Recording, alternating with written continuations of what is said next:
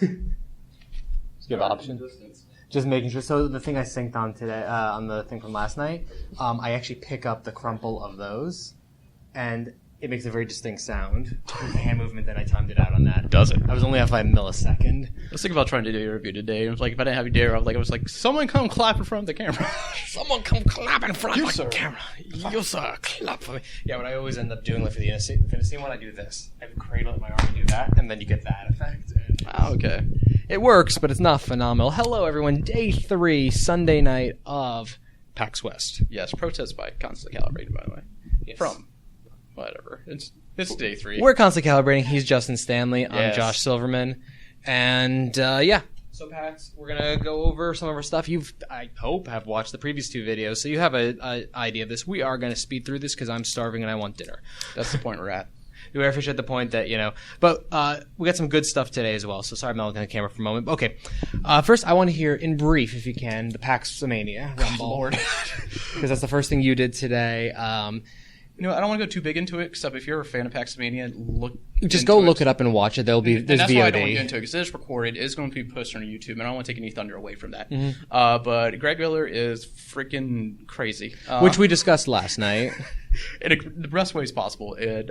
What he did during that was awesome. It was just good all around. And actually, PAX Mania is steadily getting more well-produced, and they'll probably laugh if I said that, but... and I mean, I'm going to spoil this part. In PAX Mania, or just any PAX Rumble, or Mania fashion, of course they ran out of time and had to rush you in, but... Yeah, because they always over-plan things out and have to rush everything. Or things just start later, don't work out. Or, That's just charm. Quit fucking it up. Or don't try to mess with it. But yeah, definitely go give it a watch. While you were doing that, I was doing Adult Swim Games, which sounds really dirty. But went up to Adult Swim Games, checked out some of their stuff. Got to play a little bit of Desynced, which is a really interesting, so as like a first-person kind of shootery kind of thing, it's simple, but what really makes it unique is the music. The sound design of it is really superb. The sound of your weaponry. Wow, seriously, can't talk today. The sound of your weaponry really blends well with the music and creates kind of this really atmospheric aspect to it. So it's kind of like Bioshock Infinite. Like every time you swear the headshot, you get crescendo or something like that. No, not quite. It's really just honestly just the sound of laser blasts. Oh, okay. Just sound very similar to the music, and when I was firing, it was kind of in sync with the music a little bit in a sort of way. Actually more reminiscent of Dub Wars. Gotcha. Kind of, but not quite. But just the way it blends together. Also checked out what makes me so ridiculously happy: Toejam and Earl. The game's now being published by Adult Swim Games. I got to play that for 15 minutes. I really hate that I only got to play for 15 minutes. The only reason I stopped was for the next game because I knew I needed to play it, but I seriously would have played all day. Just light spoiler here, when you start the game, the first level is literally the first level from the original Toejam and Earl from the Genesis, just, looks better. Mm-hmm. There's the secret area and everything. It is gorgeous. It is so much fun. There's 9 playable characters. There were 6 to start out with, and there are characters from the second game. So you said the first world's the first Toejam Earl. Is it also Planet Funkatron in there too, or is it just the first game? Well, no. So yeah, I was saying the new there's characters in there from Planet Funkatron, and then you know how there was a side scrolling in Funkatron where you kind of went up and down on wires almost kind of thing. Mm-hmm. Yeah, that's in the game.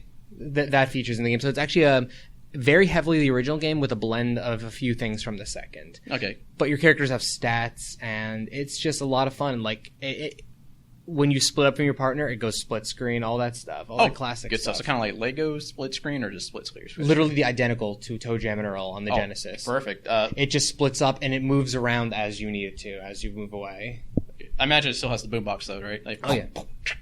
So that's the problem. Their speakers were broken and their headset was broken. No! But they gave me a soundtrack for the game. But yeah, okay. I didn't actually get to hear the funk while I was playing, but their PR person very briefly did some music for me. So that was awesome.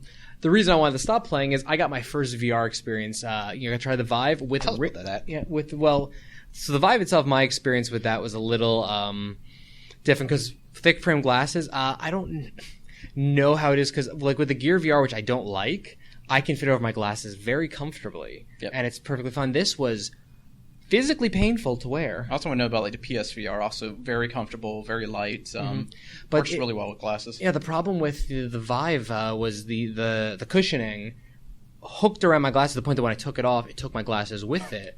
But yeah, I put a lot of pressure on my cheeks, like on my cheekbones and my nose, and we kept trying to adjust, and it just got to the point I literally just said, "Fuck it, I want to play the game." And when I buy my own, if I buy my own, I will figure it out then. But I got to try it out, which I absolutely loved. Like, I actually got freaked out at one point because I was just in endless space. I looked down and I had a panic attack.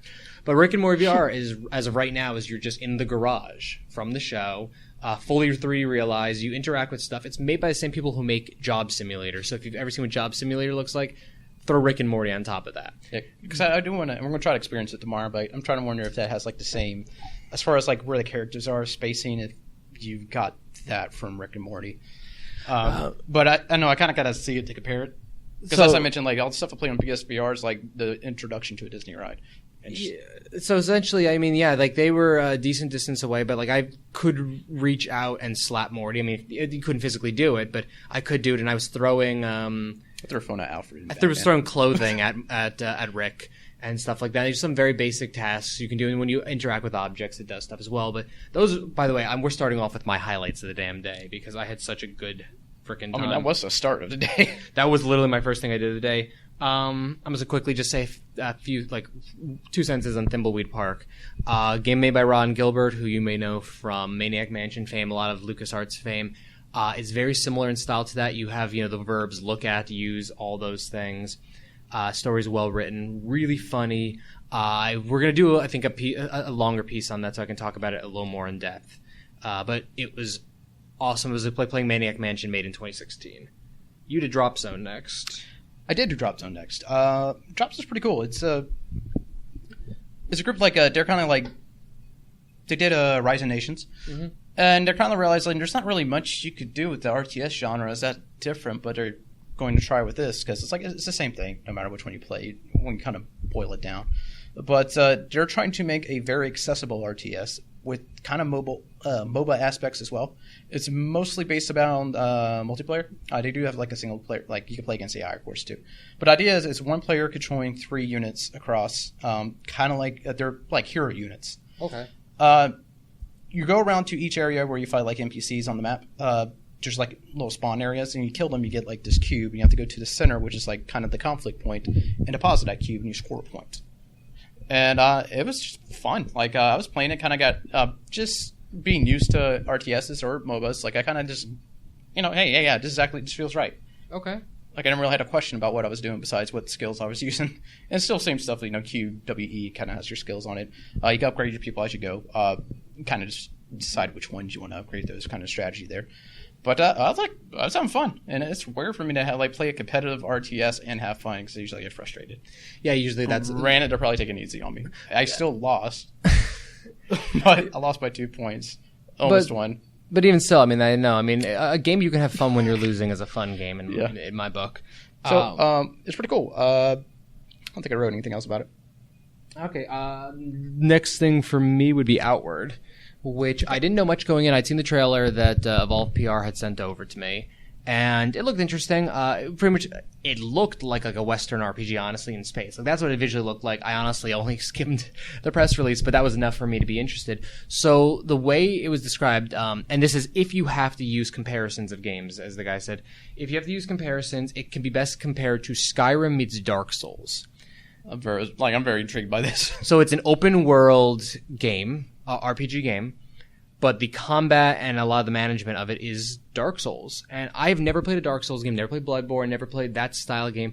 Had no intent of playing anything like that because I watched him play Demon Souls years ago, and it made me it actually gave me anxiety attacks watching the play of the game. So it's not going to be difficult in the sense like the Dark Souls series is difficult. It's just pure difficult, right? It's pure difficult, but it's kind of difficult to that point where it's not unfairly difficult. You think you mess up yourself. Granted, they hit hard, but usually it's like, oh crap, I keep charging in or something like that. Exactly. So, but the way I believe he described it to me, and forgive me if I'm remembering this wrong, Dark Souls is kind of like very much about the strategy. You kind of memorize a boss strategy and you're able to take them down, kind of thing. This is more like if you take the time to build up your arsenal of things and build up, like the survivability thing. You have stuff on hand.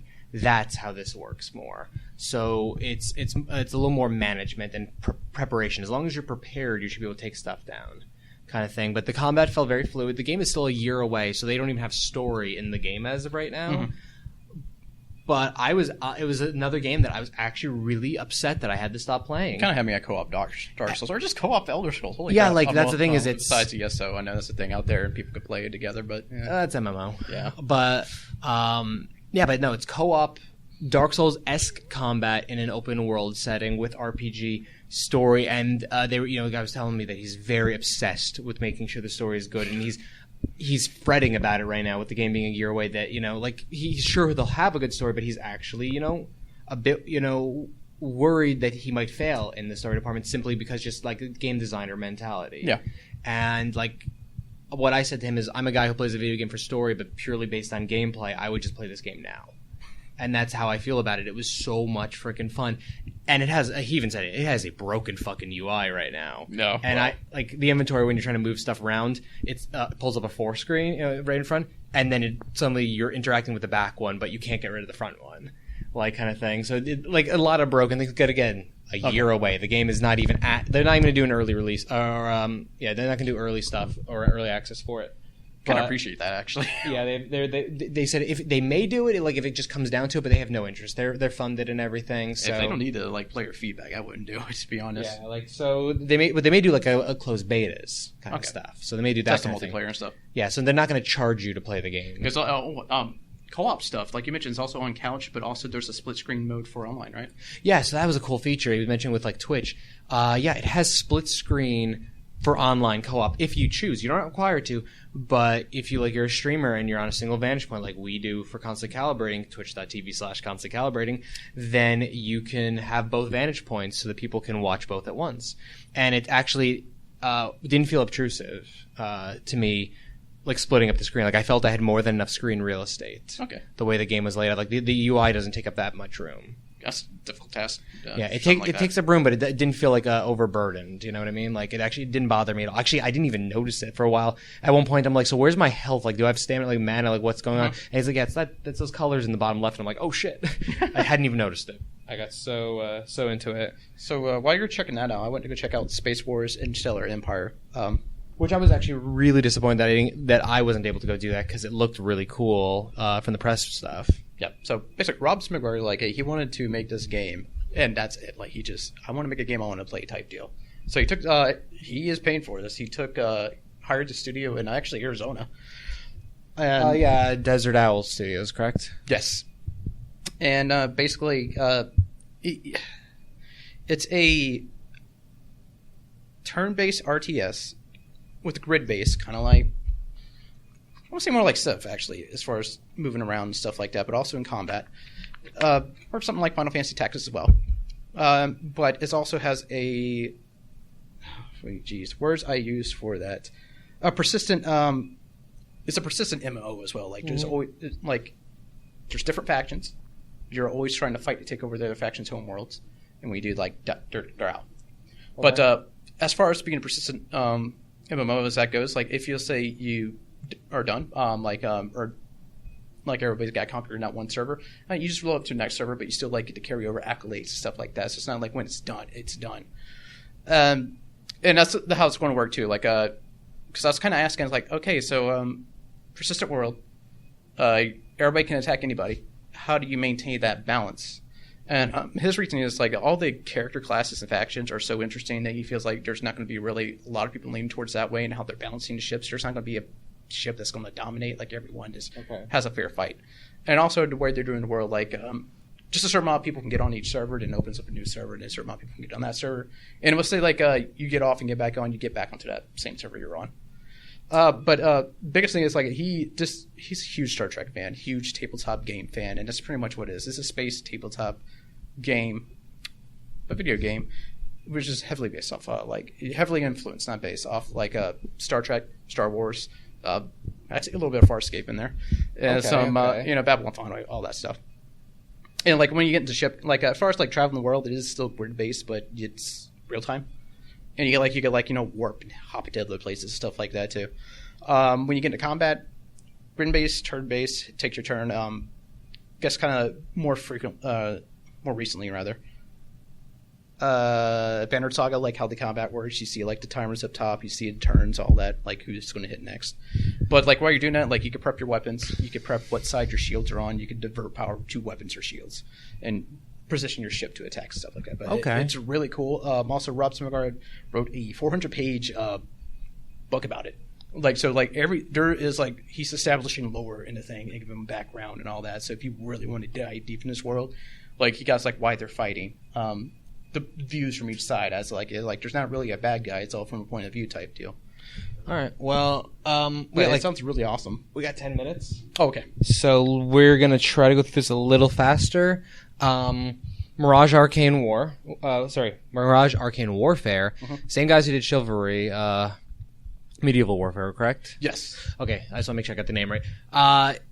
Essentially imagine that with magic, kind of. That's actually how they explained it. Is that with magic? So imagine Chivalry, but they're hero characters and they have abilities, and setting up more fantasy. Like I don't want to say fantasy. It's like dragons and stuff like that. Like medieval fantasy. But it's fantasy in the sense of fantastic. It's like an Arabian fantasy almost. At least the level we were playing on, definitely. And how the character designs were. But it controls just like Chivalry as far as the combat goes. Yeah, pretty much. And just with the additional thing of some of your special stuff is just very magical based. There's some teleportation, hook shots, things of that nature. And game modes you play like defend one area while they're attacking or go for the points. Yeah.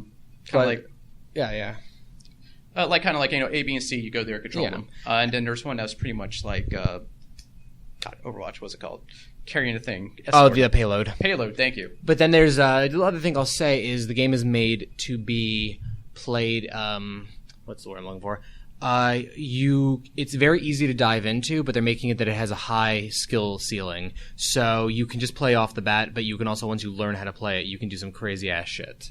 And I think you're describing some stuff that they actually didn't realize you could do that players were doing on the show floor. They were figuring out from coming back multiple times. Yeah. Right before that, too, just a quick mention. I did go to Kind of Funny panel. Again, not going to say anything about that because that's kind of funny's thing. I don't want to take anything out of it. But the question I did leave out on is from a fan, what are your own personal tips for eating ass? Interpret that as you will. Yeah. I had to go to an appointment, so that's why I had to leave off that.